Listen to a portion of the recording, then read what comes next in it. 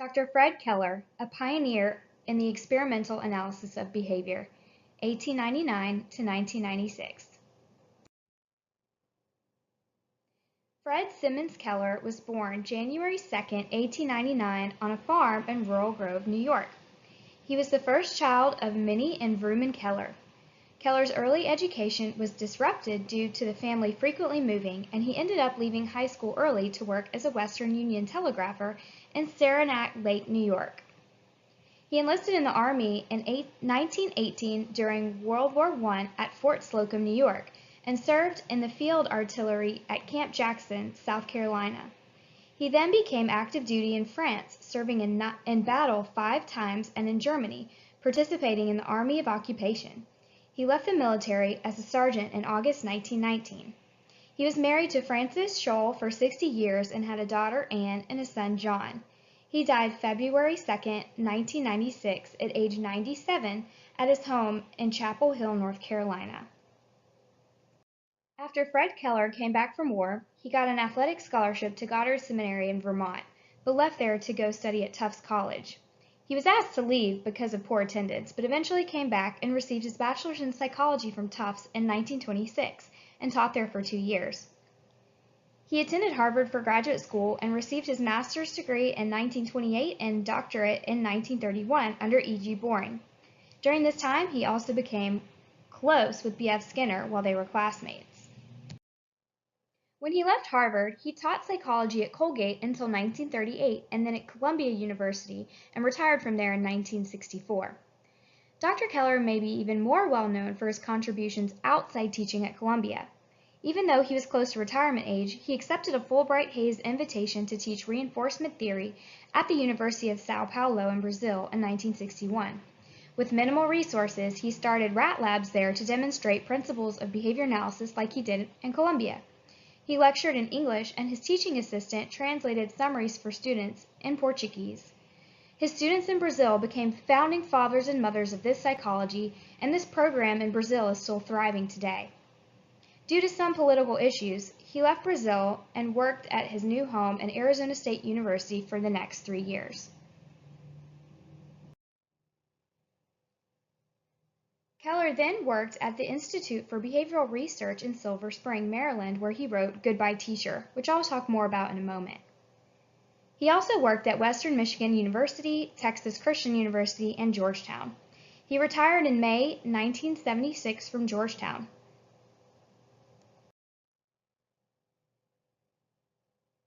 Dr. Keller created the code voice method to teach Morse code to radio operators during World War II, and this was a known accomplishment of his. Rather than dictating long bursts to students and having them code those, instructors would inform students about the performance after each signal. This provided students instant feedback and was more effective than previous methods of training. Dr. Keller was one of the first to add a rat lab component to an introductory psychology and experimental analysis of behavior course in 1946 at Columbia, and he was also really well known for this. This was described as a radical and highly successful method compared to anything that had come before it. The point of the experiments was to demonstrate the idea that broad principles of behavior could be discovered experimentally, and that such principles had important applications to human society. Students could see principles of behavior that they were learning about in class happen in real life under their control. Many other college courses were modeled after his approach. While teaching at Columbia, Fred Keller and his colleague Nat Schoenfeld wrote a textbook for their introductory psychology course that basically broke down Skinner's The Behavior of Organisms for their students, and this was called The Principles of Psychology, published in 1950. Skinner's Behavior of Organisms was originally written by Skinner for other researchers and scientists, but K&S, for Keller and Schoenfeld, as it became known, was written to explain the concepts and principles of behavior for students and others to be applicable to everyday human behavior, rather than only animals in a lab. This book was more than just a Skinner for beginners, as some would say. Keller and Schoenfeld also made extensions on escape, avoidance, conflict, cooperation, thinking, and verbal behavior.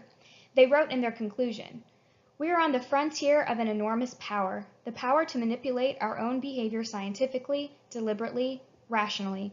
How this power will be used, whether for good or ill, no one of us can tell. Another important contribution from Keller was his personalized system of instruction, or PSI, also known as the Keller Plan, or a mastery learning plan. PSI was first described in Goodbye Teacher, published in the Journal of Applied Behavior Analysis in 1968, and is a citation classic in psychology and education. The steps and components of PSI included to divide the semester's work, or whatever section of work, into discrete units in a logical progression. Then, give repeated tests to students until they reach proficiency or mastery. These tests were given by proctoring students who were chosen because they were more successful during previous semesters. Immediate scoring and tutoring by the proctors, and then discussion and debate regarding the correct answers with the proctors. Then, the criterion for moving on to the next section of material was mastery of the previous section, and each student worked at his or her own pace. Dr. Keller was also known colloquially for the frequency and the skill with which he reinforced the behavior of people about him. Students noted that when he taught, he'd single out and praise specific behavior of individuals. He was described as a great teacher and speaker, genuine, enthusiastic, humble, and humorous. He and Skinner frequently spoke together at meetings and conferences over the years, and were often seen as the night's entertainment.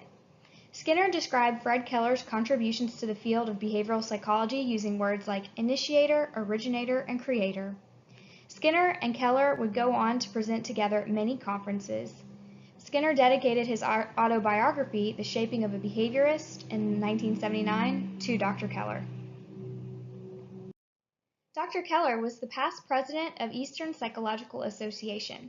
He received a Certificate of Merit from President Truman in 1948 for his Morse code work, the Distinguished Teaching Award from the American Psychological Foundation in 1970, and an honorary Doctor of Science degree from Long Island University, in addition to Colgate University in 1976.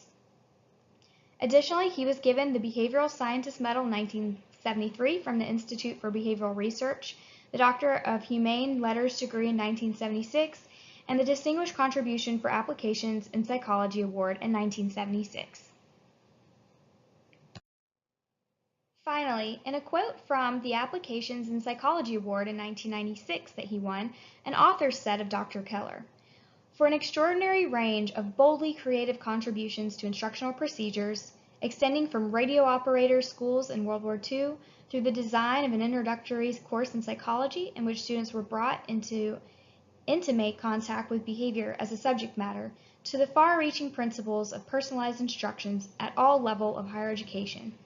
By showing how a subject can be mastered step by step in a carefully constructed program, he has freed both student and teacher from the aversive byproducts of crucial examinations, and in doing so, has made learning not only more effective, but more humane." And these are the references for my project on Dr. Fred Keller and the photo credits.